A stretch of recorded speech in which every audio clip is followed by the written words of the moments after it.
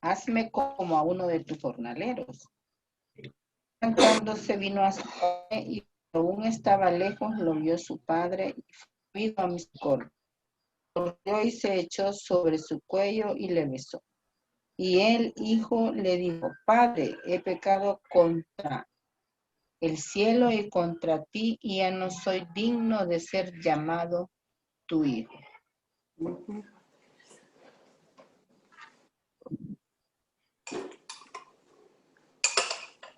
Ok, yo leo El los 22 últimos. te toca, José. Ya, yo leo los últimos 3 porque no los tenemos en pantalla hoy. Dice, pero el padre dijo a sus siervos, sacad el mejor vestido y vestidle, y poned un anillo en su mano y calzado en sus pies, y traed el becerro gordo y matadlo, y comamos y hagamos fiesta, porque mi hijo muerto era y ha revivido, se había perdido y es hallado. Y comenzaron a regocijarse. Listo. Acompáñenme, vamos a orar, vamos a encomendarnos al Señor. Amado Dios, te damos gracias, Padre, porque nos permites un día más venir delante de ti, Señor, a aprender tu palabra. Sí. Señor, te pedimos perdón por nuestros pecados, por nuestras faltas, por nuestras errores, Señor, que siempre son muchos, Señor, y siempre nos equivocamos, ya sea de palabra o de hecho. Te pedimos perdón. Pedimos, Señor, que no sea un impedimento eso para presentarnos esta noche a aprender y estudiar tu palabra, Señor. Te pedimos a tu Espíritu Santo que nos acompañe, que nos ayude a entenderla, a hacerla propia y a agarrar esos principios de vida que tienes para nosotros, que nos ayudan, Señor, a transformarnos de adentro hacia afuera y a ser mejores personas el día de hoy de las que fuimos el día de ayer, Señor. Pedimos, Señor, a tu Santo Espíritu que se active en nosotros, que nos hable, que nos instruya, que nos acompañe, que nos ayude a entender tu palabra, Señor, y lo que trata de decirnos, Señor. En el nombre de Jesús oramos esta noche. Amén y amén. Amén. Amén. Listo. Entonces, empezamos. Nomás voy a revisar a ver si ya se conectó ya se conectó.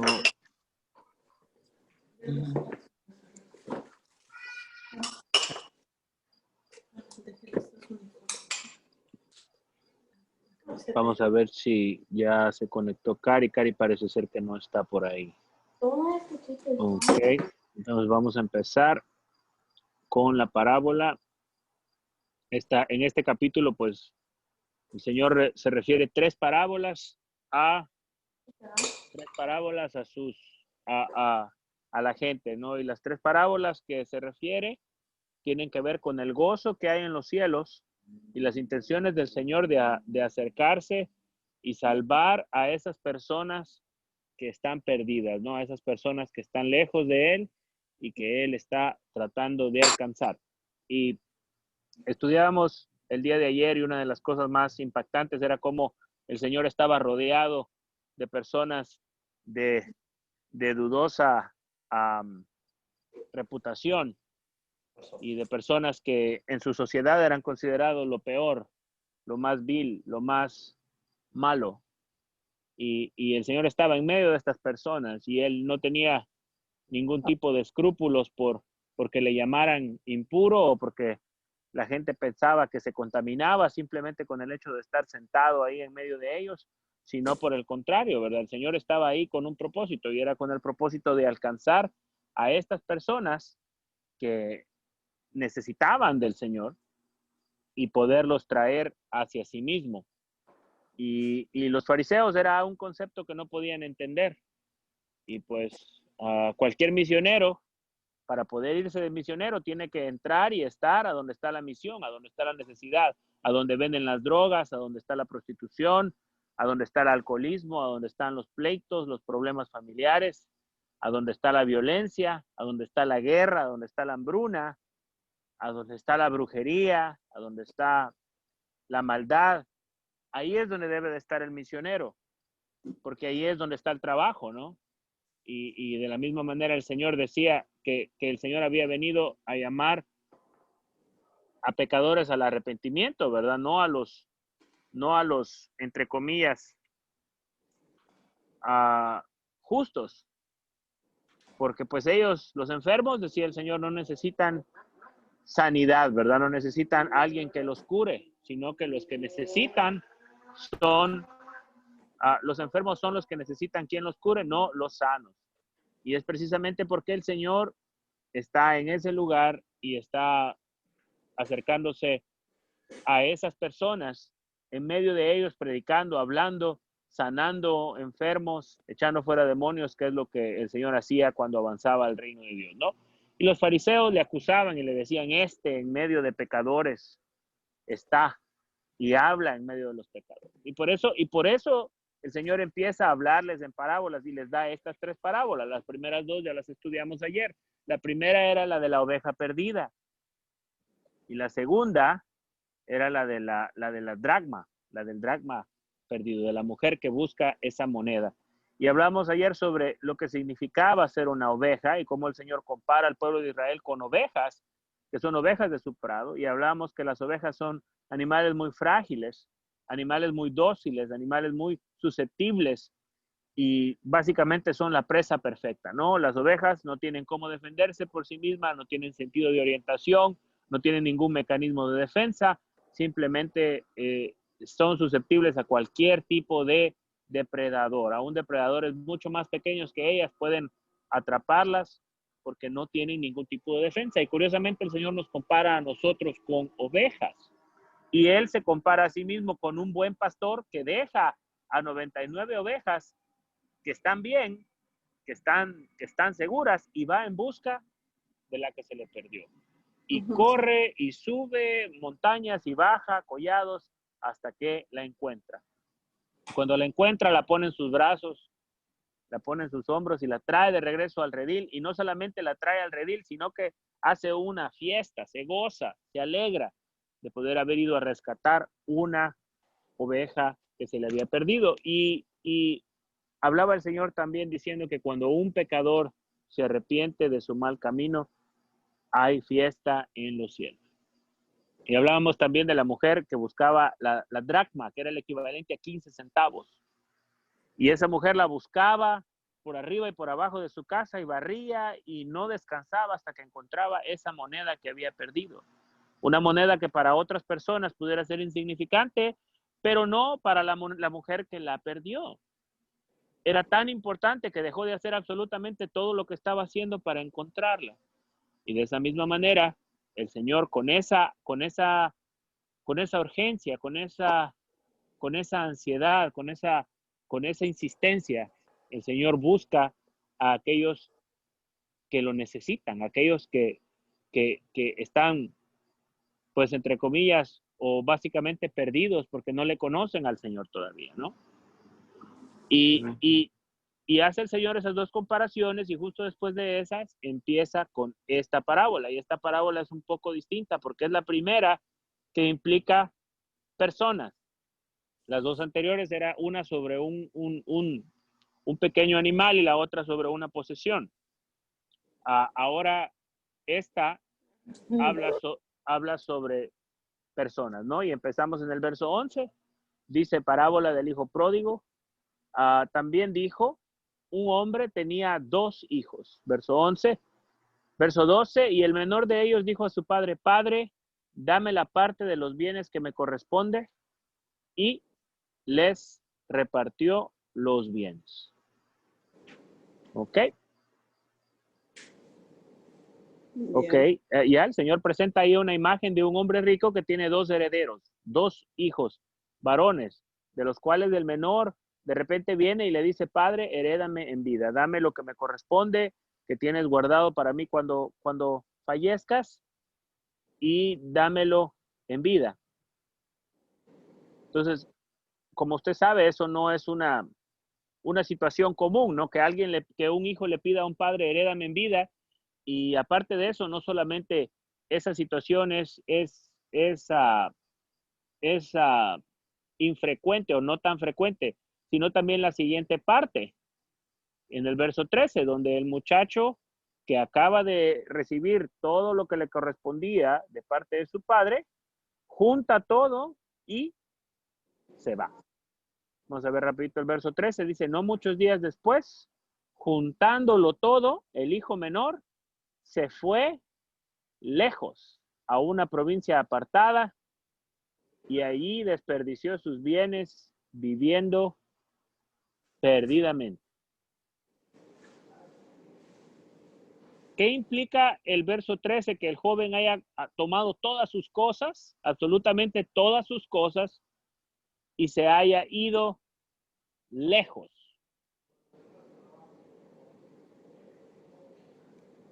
¿Por qué un joven haría eso? ¿Por qué un joven tomaría todas sus cosas que tiene, le diría a su papá que le dé todo su dinero que le va a dar y decida tomar todo e irse lejos? Porque ese dinero él no sudó la frente, no trabajó y facilito le quitó al papá. Pero ya cuando ya no tenía el dinero, ahí se sentó a comer la comida de los puercos. Entonces ahí recién estaba valorando lo que el papá le daba ya. Sí, en otras palabras, el muchacho joven no entendía y no valoraba lo que era el hogar donde estaba, al padre que tenía y las cosas que el padre le proveía. Claro. Y este joven, como muchos jóvenes de nosotros, como pienso que todos, tal vez hasta cierto punto, en algún momento pensamos, este joven quería empezar a hacer sus propias cosas, ¿no? Sus propias cosas. Pero este joven quería hacerlo de una manera distinta, porque por lo general, si las cosas están bien en la casa del padre, en este caso estamos hablando de personas del primer siglo, donde en este caso había riquezas, había comida, habían ganados, animales, producción, todo lo que este muchacho pudiera llegar a necesitar estaba provisto en esa casa, y aparte de eso, pues parece ser que eran personas que tenían cierto nivel económico, porque pues para poder repartir primero hay que tener, ¿no? Y este joven primero pide lo que le corresponde el día que su padre falte, y no solo eso, lo agarra y se lo lleva. Y se gasta. Y sí, se lo lleva no para comprar una casa al ladito de su papá y estar pendiente de él o estar cerca o para independizarse un poquito, ¿no? Agarra todo lo que le toca y se va lejos, lejos. ¿Qué implica esa palabra lejos?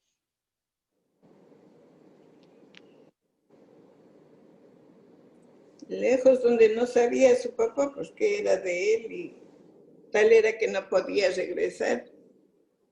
Sí, pues esa lejanía implica una separación de la autoridad de su papá. Implica una separación de que el papá pudiera estar pendiente de lo que él está haciendo y que le pudiera dar algún tipo de corrección o consejo, porque en ese tiempo no habían celulares, no había maneras de comunicarse.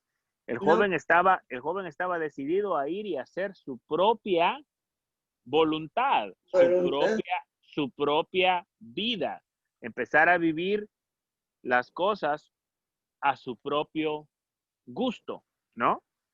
Claro. ¿Qué similitud tiene esa parte con nosotros?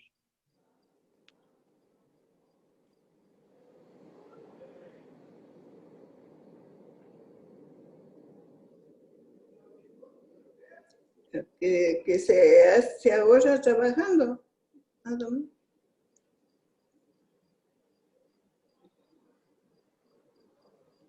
Por ejemplo, en lo espiritual, ¿de qué manera nosotros nos vamos lejos? ¿De quién nos vamos lejos nosotros? Mejor dicho, ¿de quién y de dónde nos vamos lejos nosotros? Para poder tener la oportunidad de hacer nuestra propia voluntad. Para ir más al principio de todo, es como cuando Adán renunció al paraíso y a todos los privilegios que tenía. Y ahí tú decías una situación, pero además hay una renuncia. a lo que tenía con el Padre, que es parecido a lo que nosotros renunciamos cuando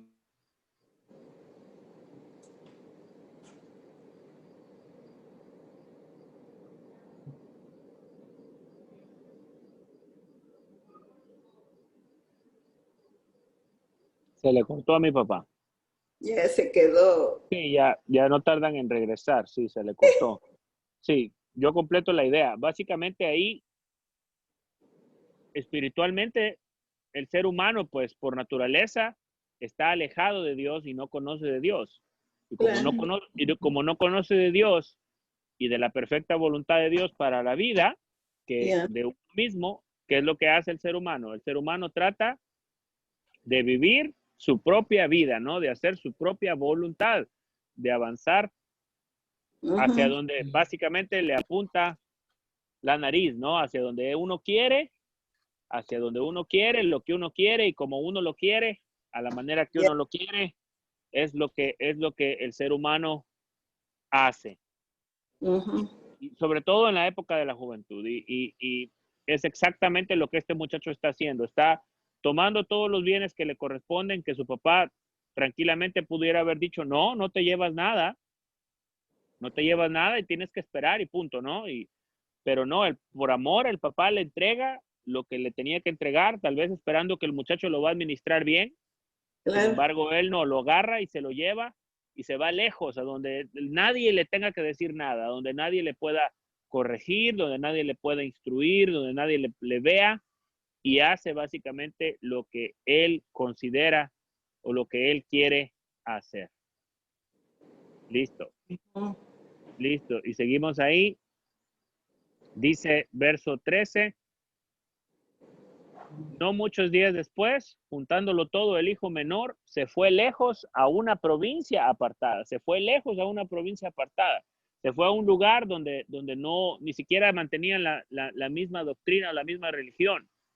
Porque ya hemos estudiado antes que para la religión y la cultura judía, los cerdos eran animales impuros. Por eso Claro. ellos no tenían granja de cerdos, no hacían ganadería de ellos. Ujú. Y por eso es que cuando el Señor Jesús echa fuera a los demonios, Él lo hace en una provincia lejana que se llama Gadar, que no es de la tierra de los judíos. Ujú.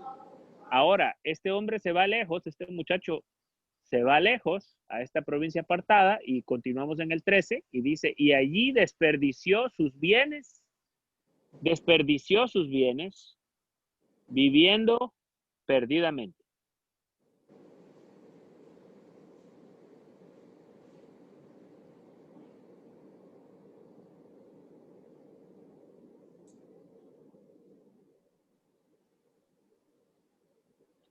Entonces este muchacho se lleva todo el dinero de su papá y lo malgasta y no lo administra correctamente. Primero, pues como dice la señora Lolita, pues no le costó a él, entonces como no le costó a él, se le hace fácil malgastarlo Ujú. y valorarlo. Entonces no valora lo que a él no le costó y como no lo valora, pues lo malgasta, lo menosprecia. Se le hace fácil utilizarlo de una mala manera. Claro. Listo, vamos a revisar ahora el verso 14. Denme un segundito. Listo, verso 14 dice, y cuando todo lo hubo malgastado, vino una gran hambre en aquella provincia y comenzó a faltar. No dice cuánto ni qué tanto le habían dado a este hombre, ¿no? Ujú. Pero después que ya se había gastado todo, aparte de eso se vino una calamidad, se vino una dificultad con la que él no contaba.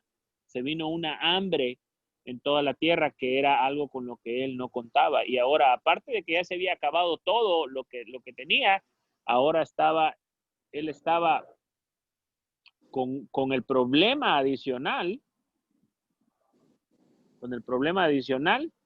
de que, de que ahora había una hambruna había una hambruna en toda esa tierra, en toda esa región Ya.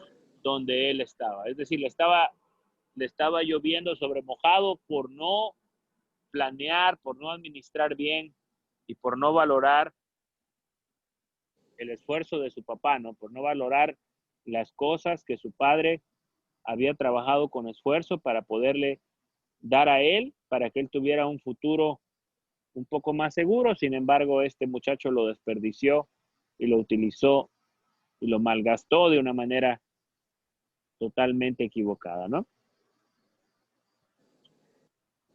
Vamos a ver rapidito el verso 15. Veamos el verso 15. Dice, y fue y se arrimó a uno de los ciudadanos de aquella tierra, el cual le envió a su hacienda para que apacentase cerdos. ¿Cómo ven esa parte ustedes?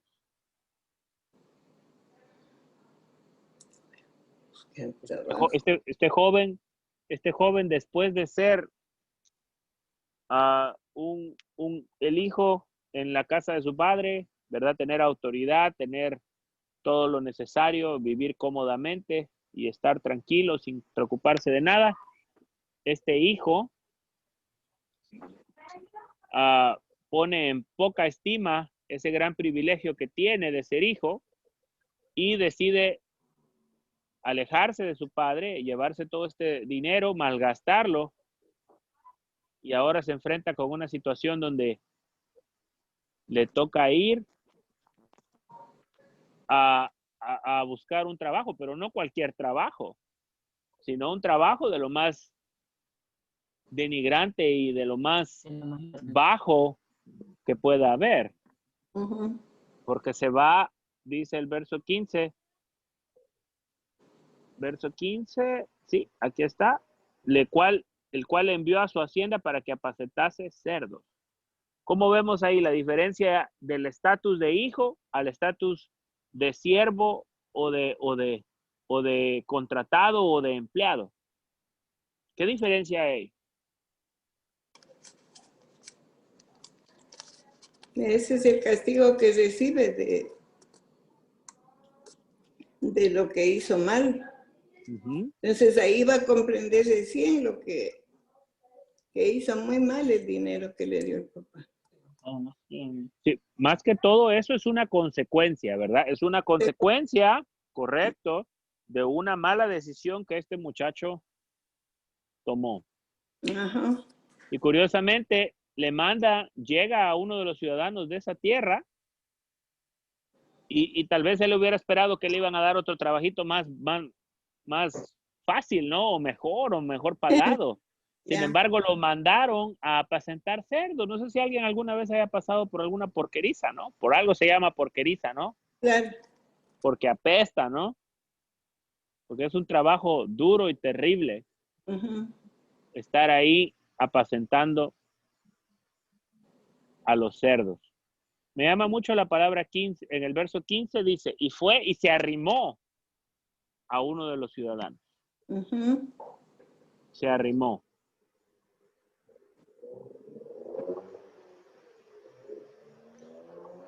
Ya estaba en con Josué. Ajá. Como había dejado a sus padres, ¿verdad? Ya estaba en una condición bien deplorable porque los cerdos eran animales inmundos en ese,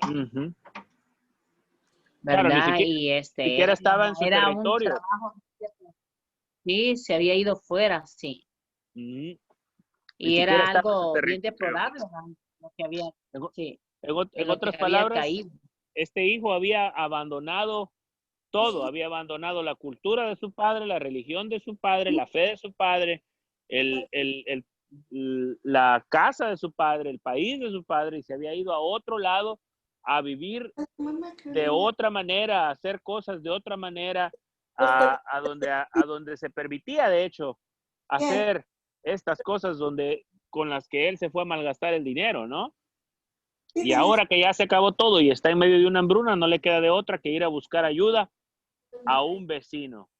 O sea, en otras palabras, la primera decisión del muchacho no fue volver a su casa de inmediato, ¿no? Sino trató de resolver las cosas por sí mismo. Y eso es la palabra a la parte que yo quiero llegar. Dice la palabra que el muchacho fue y se arrimó a esta persona, a este ciudadano, que no era su padre, pero antes de ir a su padre decidió probar, seguir en ese lugar, en esa porción, en esa parte donde él estaba, seguir hasta cierto punto en esa rebeldía contra su padre y contra su herencia y las cosas a las que él pertenecía, y decidió arrimarse a este hombre. Espiritualmente hablando, ¿a qué cosa nosotros nos podemos arrimar antes de ir a nuestro Padre?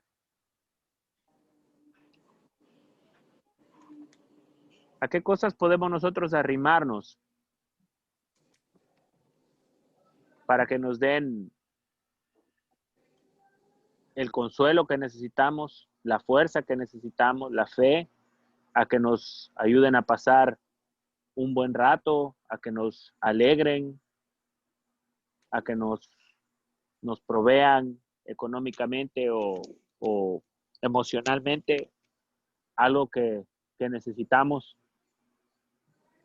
en lugar de volver a nuestro Padre, como este muchacho antes de tomar una decisión, este muchacho se arrima a esta persona. ¿A qué cosas nos pudiéramos nosotros arrimar? Al papá de él, pedirle perdón.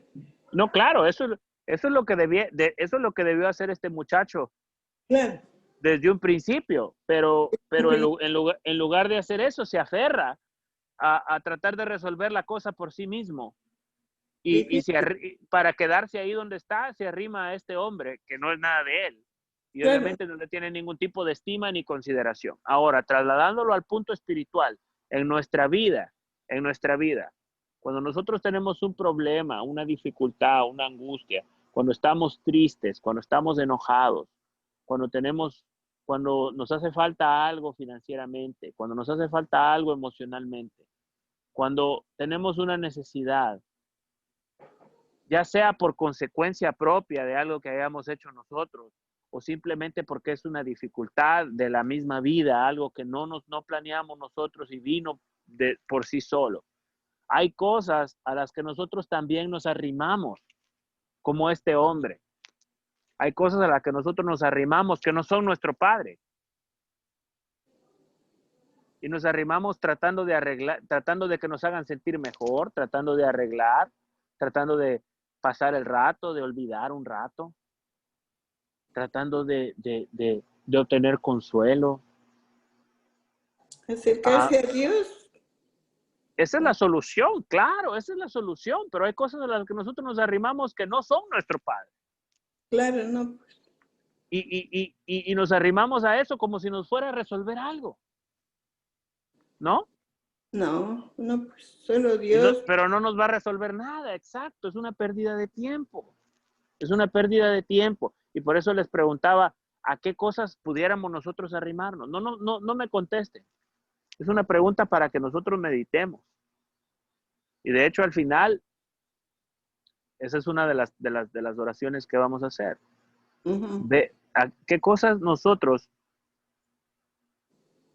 erróneamente venimos y buscamos consuelo, y buscamos alivio, y buscamos pasar el tiempo, y buscamos ayuda, buscamos sabiduría, buscamos un consejo, buscamos lo que sea que busquemos, lo que sea que necesitamos, vamos y lo buscamos ahí, en lugar de volver a nuestro Padre. ¿Ok? Vamos a seguir.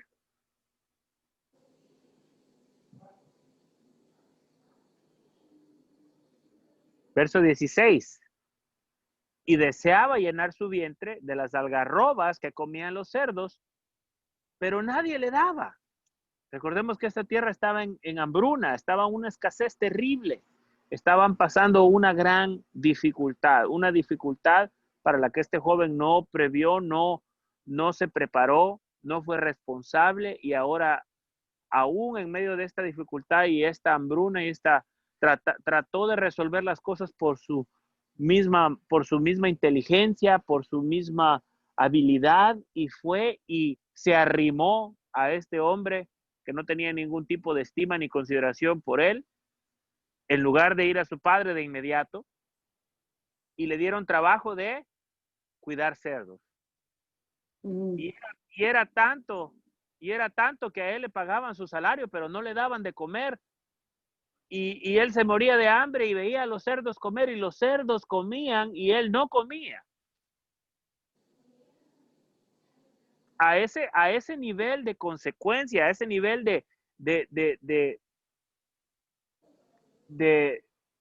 dificultad llegó la situación de este muchacho. Hasta ese punto llegó esa dificultad y esa diferencia, que esa terquedad, podemos llamar, esa terquedad de querer,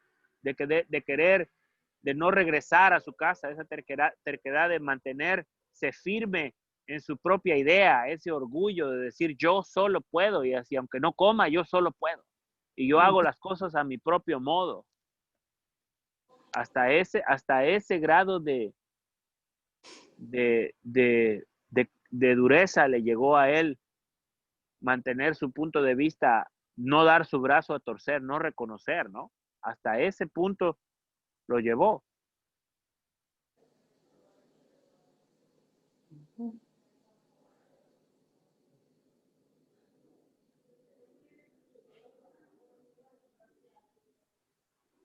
Qué barbaridad. Veamos el verso, seguimos aquí en el 16. ¿Qué pregunta tengo yo aquí?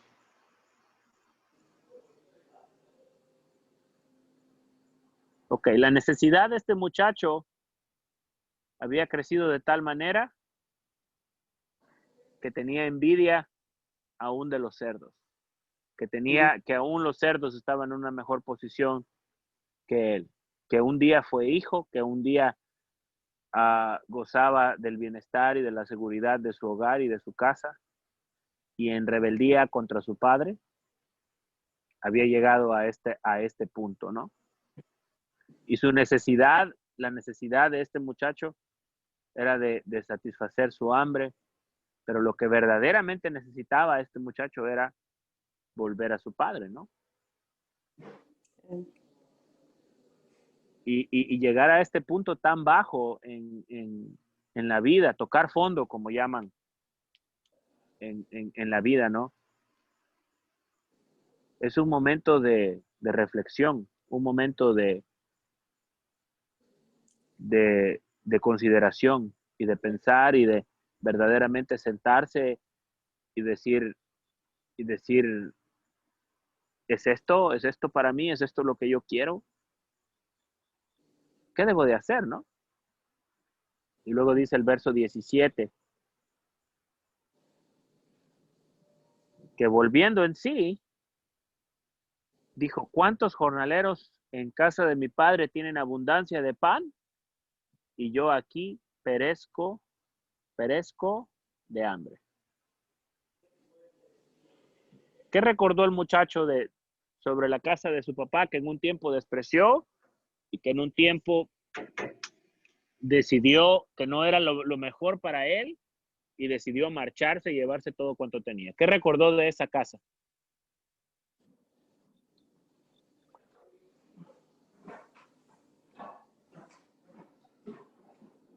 De la casa que ahí tenía todo, pero tenía que trabajar.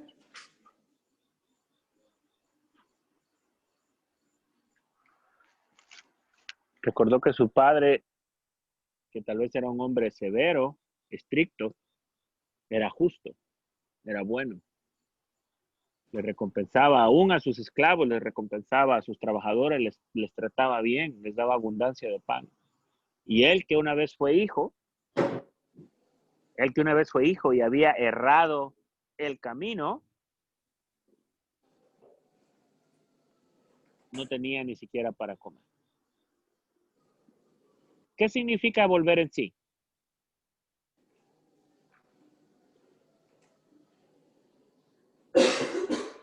Volver en sí ya se da cuenta que hizo mal y buscará el camino para encontrar el bien. Reaccionar, ¿no? Uh-huh. Volver. Recuperar la cordura. Eso, recuperar esa cordura. Valorar realmente lo que está pasando alrededor de él, ¿no? Volver en sí. Este muchacho tuvo que pasar todas esas cosas para poder volver en sí. ¿Ok? Recordemos, vamos a volver a darle un poquito de matiz a la parábola que estamos hablando. Esta parábola habla de un hombre que tiene 2 hijos. El hijo menor decide ir y malgastar su vida y malgastar el dinero que le da su padre, y por lo tanto va y toma una decisión equivocada, y las consecuencias de esa decisión equivocada le llevan a vivir y a pasar momentos terribles en su vida. ¿Ok?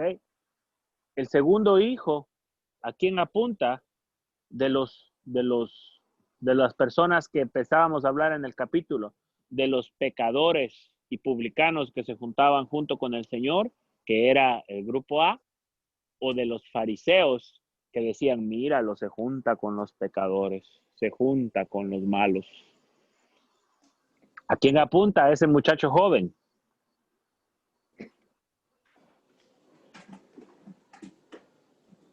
Ese muchacho joven apunta a aquellos que perdieron el camino, a aquellos que erraron en su caminar, aquellos que se apartaron y se alejaron de Dios y de la palabra de Dios. Recordemos que esta civilización es una civilización teocrática. Todo el mundo ha escuchado la palabra de Dios. Todo el mundo sabe que Dios, la ley de Dios y lo que Dios dice.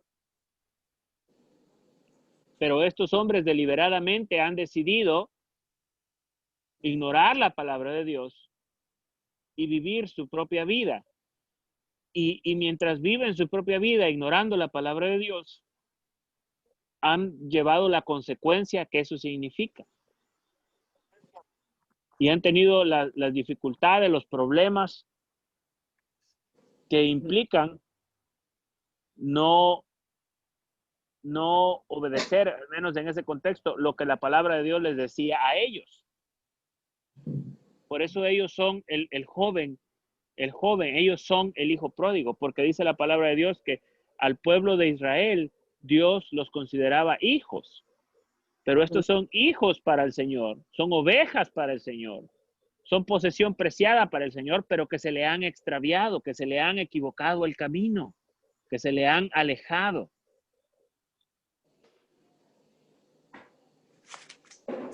Ahora este muchacho ve en sí mismo algo, reacciona y se da cuenta que lo que está haciendo está mal, que su caminar ha sido errado, que las decisiones que ha tomado en su vida no las ha tomado conscientemente y no las ha tomado conforme a la voluntad de su padre y sin considerar a su padre.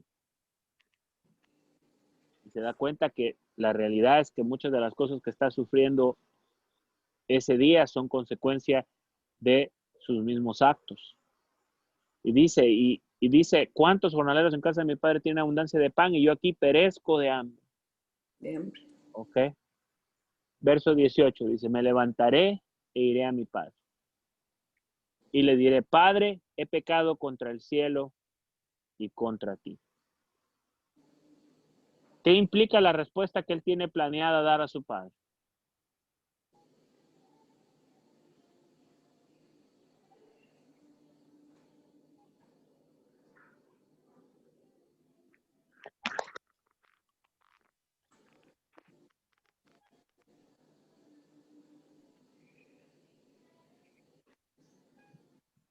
O sea, él pudo haber regresado a casa y pretender que no pasó nada, es decir, no, pues discúlpame, ¿no?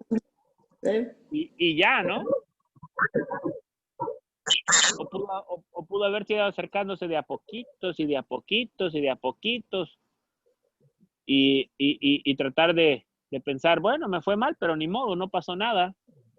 Aquí voy de regreso.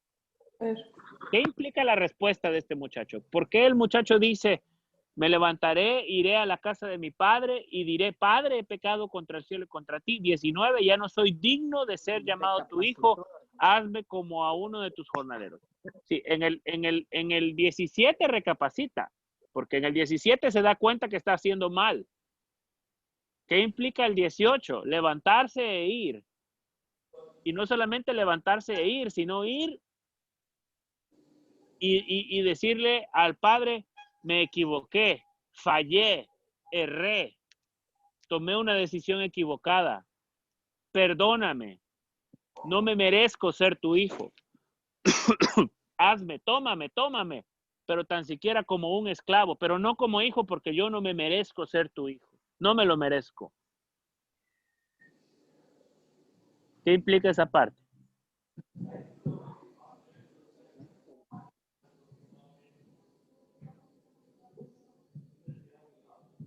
Porque esto es lo que él dijo en su corazón. Y muchos de nosotros podemos decir, no, yo me equivoqué. He errado, hice mal, debo de pedir una disculpa, debo de pedir perdón. Noticias. Si ustedes no están acostumbrados a revisarse a sí mismos y ver sus errores y pedir perdón, no solamente a Dios, sino a las personas a las que alguna vez han hecho mal o le hayan hecho mal y le hayan ofendido o le hayan hecho algún daño de alguna manera. Eso es algo que la palabra de Dios enseña y es necesario hacer. El verso 18 implica arrepentimiento y no solo arrepentimiento de diente a lengua, implica arrepentimiento genuino. Porque este muchacho no solo se arrepiente de haberse ido a esa ciudad, se arrepiente de haberle hecho mal a su padre, de haberle desobedecido a su padre, de haberle causado esa deshonra, de haberle causado esa pérdida financiera. Se arrepiente y va y le dice, he pecado contra el cielo y contra ti, ya no soy digno de ser llamado tu hijo, hazme como uno de tus jornaleros. No llegó exigiendo, no llegó reclamando, no llegó, me fui porque tú nunca me entendiste, porque nunca me ayudaste, porque nunca me dejaste ser como yo quise ser, porque nunca me apoyaste. Y aquí estoy para que, no. Él llegó con arrepentimiento, reconociendo que había actuado mal. ¿Qué implica el verso 18 en cuestión de salvación? Cuando nosotros nos acercamos a Dios, cuando alguien se acerca a Dios con un corazón genuino, reconociendo que ha obrado mal en su vida y que no ha vivido conforme a la voluntad de Dios, y entiende que la voluntad de Dios ha sido algo bueno para él, pero él ha decidido no hacerla, sino hacer su propia voluntad. De esta manera, el Señor le recibe.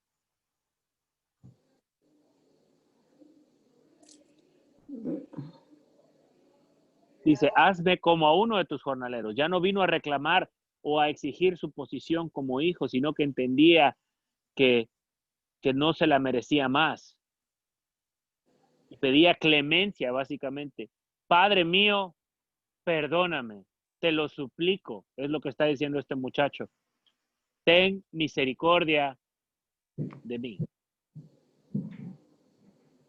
¿Ok?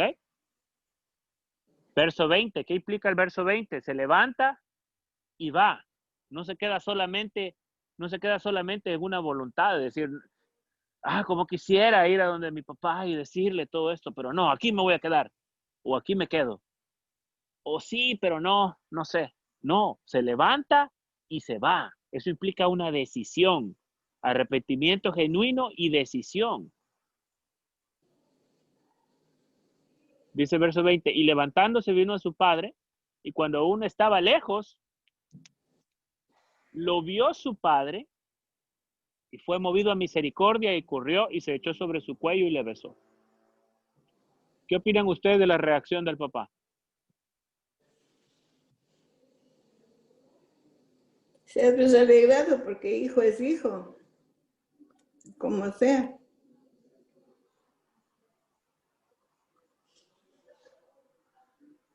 He escuchado de papás que si haces eso, te quito la herencia. Ya ni me vuelvas a ver más en tu vida y no te conozco más.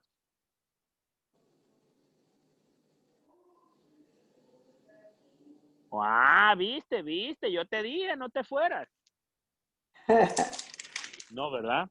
¿Qué es lo que hace el papá? Después de 20 años, después de el verso 20, dice, y levantándose vino a su padre y aún estaba lejos, aún cuando estaba lejos, su padre lo vio y fue movido a misericordia y corrió y se echó sobre su cuello y le besó. ¿Por qué tal reacción del padre? Ya dijo la suegrita que pues hijo es hijo, ¿no? Es puro amor, tal como pasó con la vida y la gracia. Dígame, mijo.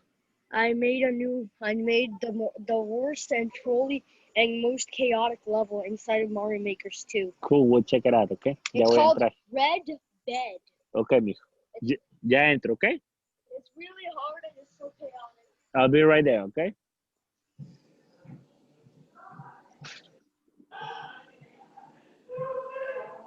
Okay, y al experimentar esta reacción del papá, verso 21 dice, y el hijo le dijo, Padre, he pecado contra el cielo y contra ti, y ya no soy digno de ser llamado tu hijo. ¿Qué implica ese verso 21?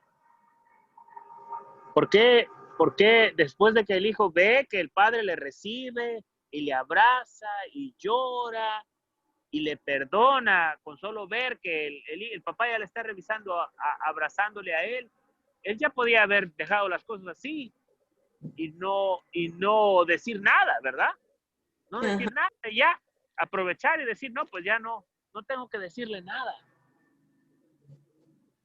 ¿Qué implica el verso 21? Con cuestión de orgullo, con cuestión de reconocer el error. Dice, tengo que hacer algo, regresaré donde mi padre y le pediré perdón.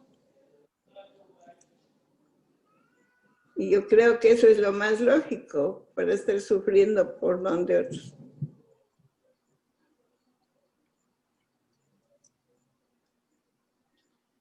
El arrepentimiento es genuino porque él lo vuelve a hacer. Él hace lo que se había propuesto, lo que había dicho, de decir, primero recapacitó, entró en sí y se dio cuenta de su condición y dijo, estoy mal. Es lo primero. Y después dijo, me arrepiento de lo que hice, voy a ir a buscar a mi padre. Y no lo voy a ir a buscar a exigirle ni a reclamarle nada, lo voy a ir a buscar a pedirle clemencia, a pedirle misericordia, a pedirle perdón, porque el que estaba mal era yo, no él. Yo soy el que estoy mal, no él.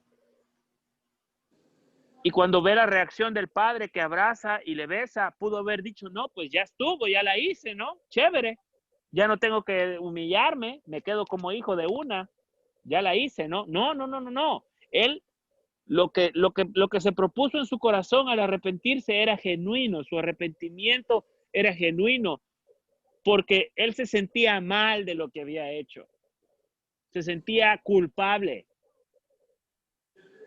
En otras palabras, para que haya perdón, primero tiene que haber el reconocimiento de que hay un error. Segundo, tiene que haber, ¿verdad? La búsqueda del perdón.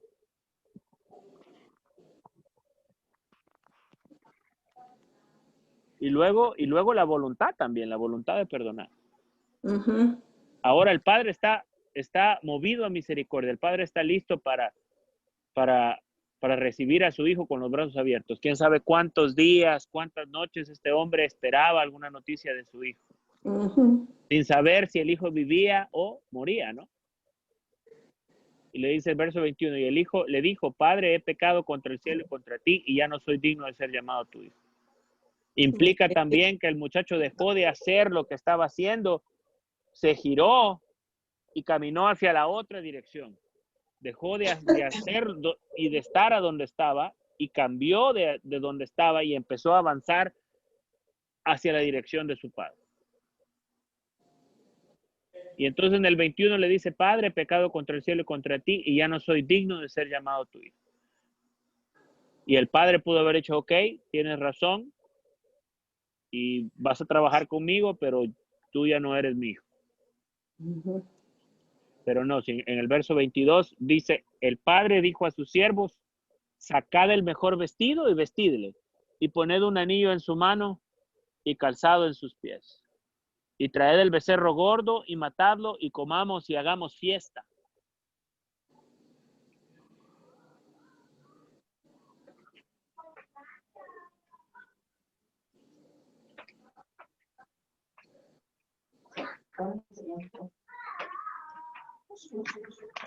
Ya que se fue. ¿Por qué recibe así el papá? Con tal festividad,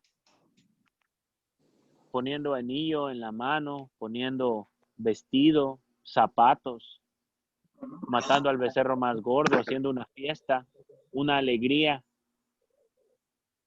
tan grande para él.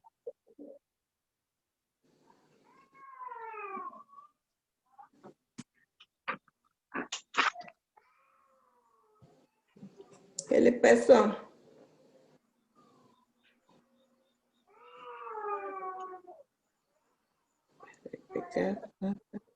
Yo no merezco ser llamado hijo tuyo, como uno de tus criados. Tú puedes. Aquí tengo la pregunta clave. Era genuino el amor del padre. ¿Por qué el padre recibe de tal manera a aquel que le ha pagado tan mal? Por amor, ¿no? Por amor. Porque a pesar de que este hijo le ha pagado tan mal, el padre lo sigue esperando por tantísimo tiempo con los brazos abiertos. ¿Y qué dice el padre de todo esto al final? Porque mi hijo muerto era y ha revivido. Se había perdido y es hallado. Y comenzaron a regocijarse.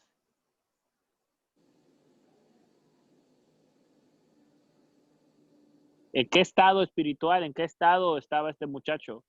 Dice que cuando se acercó a su padre a pedirle perdón, el papá le tuvo compasión y le abrazó y él le atajó ahí. Y le perdonó.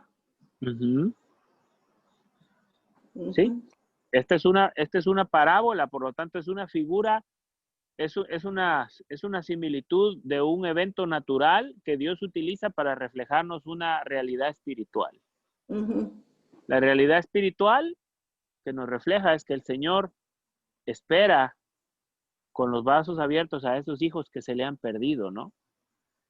Y los espera de tal manera que cuando los recibe, no le importa nada más el pasado de lo que haya pasado y lo que hayan hecho y cuánto tiempo hayan estado lejos. De hecho, en las últimas dos parábolas decía que cuando un pecador se arrepiente, hay fiesta en los cielos. Lo más impactante es el estado en lo que este muchacho estaba para su padre. Para su padre, ¿cómo estaba este muchacho? ¿En qué estatus lo tenía el papá o cómo lo consideraba él? Que estaba sufriendo mismo en pecado. No, lo tenía por muerto. Por muerto. Lo tenía por muerto. Dice 24, porque mi hijo muerto era. Muerto era. Y ha revivido. Se había perdido y es hallado. Y es precisamente la verdad espiritual a la que el Señor se refiere. Lejos de Dios estamos muertos. Muertos espiritualmente, muertos en nuestros delitos y pecados, dice la palabra de Dios. Y dice el otro verso, mas Dios muestra su amor para con nosotros en que siendo aún pecadores, Cristo murió por nosotros. Por nosotros. Ujú. Ujú.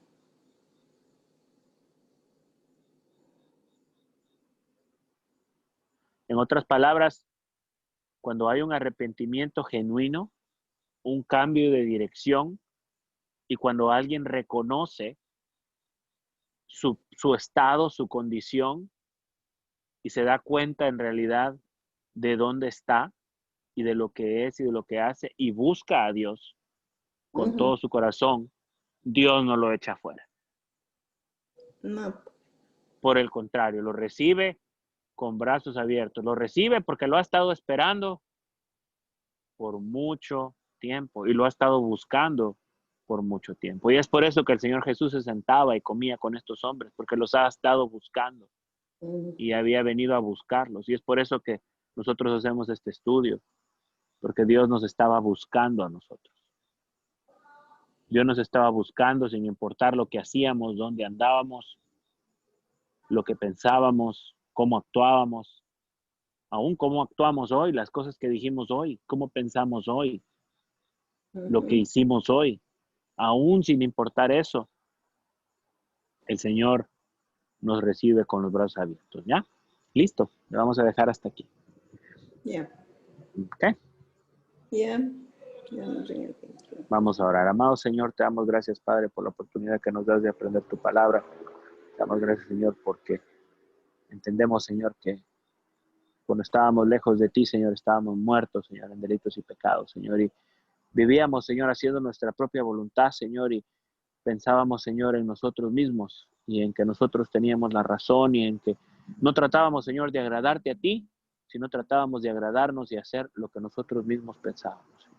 Sin embargo, Padre, tú, estando en ese estado, Padre, decidiste morir por nosotros, pagar precio de cruz, sangre, y derramarla, Señor, por nosotros para poder salvarnos, para poder rescatarnos, Padre Celestial. Y mandaste al Señor Jesús para que pudiera salvarnos, así como lo mandaste y predicaba en medio de los publicanos, en medio de las rameras y les hablaba para que pudieran volver y acercarse a ti, Señor. Damos gracias, Señor, porque entendemos lo que significa verdaderamente conocerte, Señor.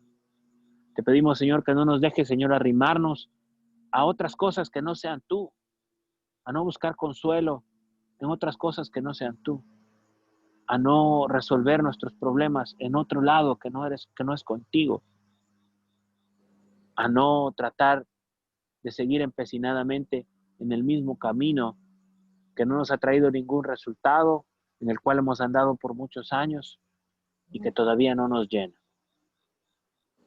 Necesitamos volver a ti, Señor, necesitamos volver a nuestro Padre. Y aún no siendo merecedores de ser llamados hijos, tú, Señor, nos pones calzado, nos vistes, nos curas, sana nuestras heridas, nos abrazas, nos recibes, Señor, con amor. Gracias, Señor, porque nos aclaras, Padre Celestial, que nunca es tarde, Señor, para volver en sí. Nunca es tarde para reaccionar. Nunca es tarde para arrepentirnos. Nunca es tarde para reconocer que hemos errado. Y nunca es tarde, Señor, para cambiar de dirección y empezar a caminar hacia nuestro Padre. Gracias, Señor, por la oportunidad que nos das. Bendice el grupo, bendice cada una de las personas que comparte la palabra con nosotros. Bendice, Señor, a los que no se pudieron conectar, Señor. A los que están pasando necesidad, a los que están con dificultades adicionales, Señor. Ponemos en tus manos, Señor. Damos gracias por las puertas, por las nuevas puertas, Señor, que abres, por la bendición que traes, Señor. Te pedimos por las pruebas, por las dificultades, que nos ayudes a llevarlas, Señor. Y que nos sigas, Señor, bendiciendo y que nos perdones, Señor, por nuestros errores. Nos ponemos en tus manos. Oramos, Señor, en el nombre de Jesús. Amén. Amén. Amén. Bendiciones. Bendiciones, Sandrita. Gracias, Hasta hijo. mañana. Que estén Hasta bien, cuídense mañana. mucho. José, igualito, Josué. Hasta mañana. Gracias. Señor les Buenas bendiga a noches, todos. Hugo. Hugo, Buenas papá, noches. Que pase bien. mamá, nos vemos, que estén bien, ¿ok? Ya, hasta Mañana mañana. va a ser un poco más temprano. Buenas Pienso que noches. como a las 5 les voy a mandar la invitación porque yo tengo una sesión más tarde, ¿ya? A las 5 les mando. ¿Ok? Está bien. Hasta luego. Bien. Hasta mañana. 4 de acá, ¿verdad?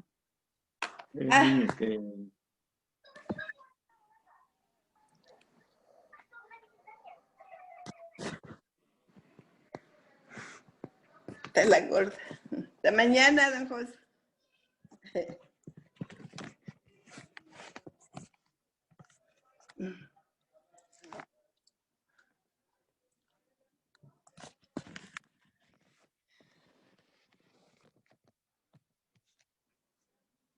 Mm.